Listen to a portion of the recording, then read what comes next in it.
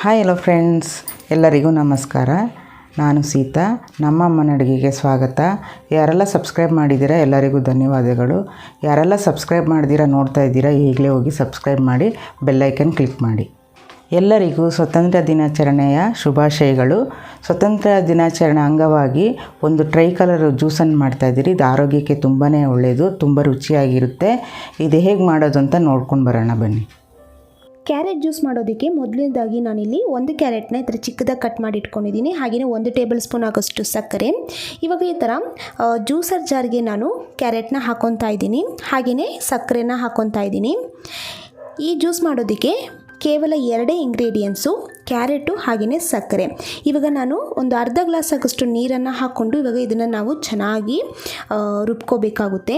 ಇವಾಗ ನೋಡಿದ್ರಲ್ಲ ಫ್ರೆಂಡ್ಸ್, ಇಷ್ಟೇ ನಾವು ಕ್ಯಾರೆಟ್ ಜ್ಯೂಸ್ ಮಾಡೋದಕ್ಕೆ ಇಂಗ್ರೀಡಿಯೆಂಟ್ಸು. ತುಂಬಾ ಚೆನ್ನಾಗಿರುತ್ತೆ ನೋಡಿ. ಇವಾಗ ಇದೇ ಥರ ನಾನು 1 ರಿಂದ 2 ನಿಮಿಷ ಇದೇ ಥರ ಚೆನ್ನಾಗಿ ನಾವು ರುಬ್ಕೊಂಡ್ರೆ ಅದು ಒಂದು ಒಳ್ಳೆ ಜ್ಯೂಸ್ ಆಗಿ ಬರುತ್ತೆ.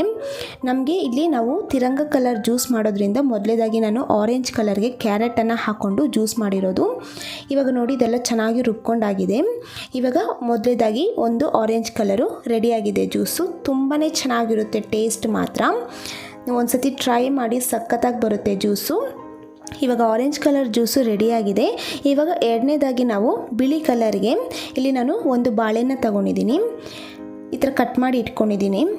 ಹಾಗೆಯೇ 1 ಟೇಬಲ್ ಸ್ಪೂನ್ ಆಗೋಷ್ಟು ಸಕ್ಕರೆ, ಇಲ್ಲಿ 2 ಟೇಬಲ್ ಸ್ಪೂನ್ ಆಗೋಷ್ಟು ಗಟ್ಟಿ ಮೊಸರು ತೊಗೊಂಡಿದ್ದೀನಿ, ಮತ್ತು ಅರ್ಧ ಗ್ಲಾಸ್ ಆಗೋಷ್ಟು ಹಾಲನ್ನು ತೊಗೊಂಡಿದ್ದೀನಿ.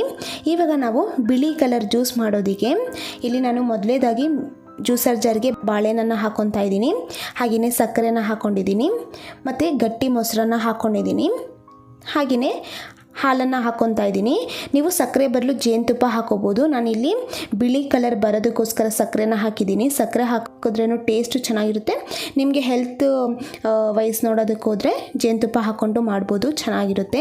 ಇವಾಗ ಇದನ್ನೆಲ್ಲ ನಾವು ಚೆನ್ನಾಗಿ ರುಬ್ಕೋಬೇಕಾಗುತ್ತೆ. ಇದೊಂಥರ ಮಿಲ್ಕ್ ಶೇಕ್ ಅಂತಲೇ ಹೇಳ್ಬೋದು. ತುಂಬಾ ಟೇಸ್ಟು ಚೆನ್ನಾಗಿರುತ್ತೆ.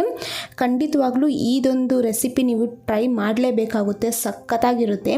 ಮತ್ತು ವೆಯ್ಟ್ ಗೇನ್ ಮಾಡ್ಕೋಬೇಕನ್ನೋರಿಗೂ ಕೂಡ ಒಂದು ಒಳ್ಳೆ ರೆಸಿಪಿ ಅಂತಲೇ ಹೇಳ್ಬೋದು. ನೋಡಿದ್ರಲ್ಲ, ಇವಾಗ ಇದು ಸಹ ರೆಡಿಯಾಗಿದೆ. ಬಿಳಿ ಕಲರ್ಗೆ ನಾನಿಲ್ಲಿ ಮಿಲ್ಕ್ ಶೇಕ್ ಮಾಡಿದ್ದೀನಿ. ಇವಾಗ ನೋಡಿದ್ರಲ್ಲ ಫ್ರೆಂಡ್ಸ್, ತುಂಬಾ ಚೆನ್ನಾಗಿರುತ್ತೆ. ಇವಾಗ ಲಾಸ್ಟ್ದಾಗಿ ನಾವು ಹಸಿರು ಕಲರ್ಗೆ ನಾನು ಜ್ಯೂಸ್ ಮಾಡ್ತಾ ಇರೋದು ಪುದೀನ ಜ್ಯೂಸ್ ಮಾಡ್ತಾ ಇದ್ದೀನಿ.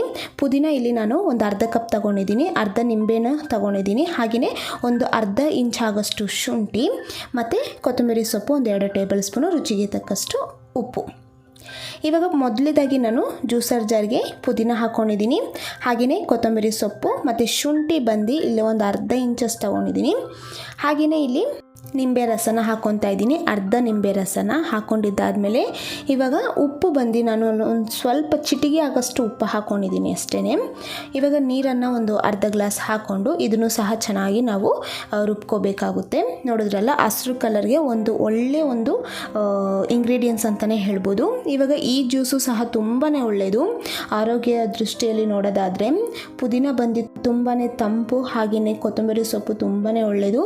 ಈ ಥರ ಜ್ಯೂಸ್ ಮಾಡಿ ಕುಡಿಯೋದ್ರಿಂದ ಹೆಲ್ತ್ಗೂ ಕೂಡ ತುಂಬಾ ಒಳ್ಳೆಯದು ಫ್ರೆಂಡ್ಸ್. ಇವಾಗ ನೋಡಿದ್ರಲ್ಲ, ಇದು ಸಹ ಚೆನ್ನಾಗಿ ಈ ಥರ ಜ್ಯೂಸ್ ಆಗಿದೆ. ಇವಾಗ ಹಸಿರು ಕಲರ್ ಜ್ಯೂಸು ಕೂಡ ರೆಡಿಯಾಗಿದೆ, ಪುದೀನ ಜ್ಯೂಸ್. ನೋಡಿದ್ರಲ್ಲ ಎಷ್ಟು ಚೆನ್ನಾಗಿ ನಾವು ತಿರಂಗ ಕಲರಲ್ಲಿ ಈ ಥರ ಜ್ಯೂಸ್ ಮಾಡ್ಕೋಬೋದು ಅಂತ. ನೀವು ಇದನ್ನು ದಿನನಿತ್ಯ ಈ ಥರ ಜ್ಯೂಸ್ ಮಾಡಿ ಕುಡಿಯೋದ್ರಿಂದ ನಮಗೆ ಆರೋಗ್ಯಕ್ಕೆ ತುಂಬ ಒಳ್ಳೆಯದು. ತಿರಂಗ ಜ್ಯೂಸ್ ರೆಡಿಯಾಗಿದೆ ಫ್ರೆಂಡ್ಸ್.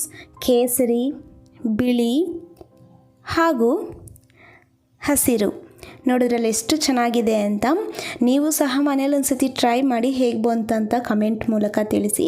ಹಾಗೆಯೇ ನಮ್ಮಮ್ಮನ ಅಡುಗೆ ಚಾನಲ್ ಸಬ್ಸ್ಕ್ರೈಬ್ ಮಾಡ್ಕೊಂಡಿಲ್ಲ ಅಂದರೆ ಸಬ್ಸ್ಕ್ರೈಬ್ ಮಾಡ್ಕೊಳ್ಳಿ. ಪಕ್ಕದಲ್ಲಿ ಬರುವ ಬೆಲ್ ಐಕನ್ನ ಕ್ಲಿಕ್ ಮಾಡೋದ್ರಿಂದ ನಾವು ಹಾಕೋ ಎಲ್ಲ ವೀಡಿಯೋಸು ನಿಮಗೆ ನೋಟಿಫಿಕೇಷನ್ ಆಗಿ ಬರುತ್ತೆ.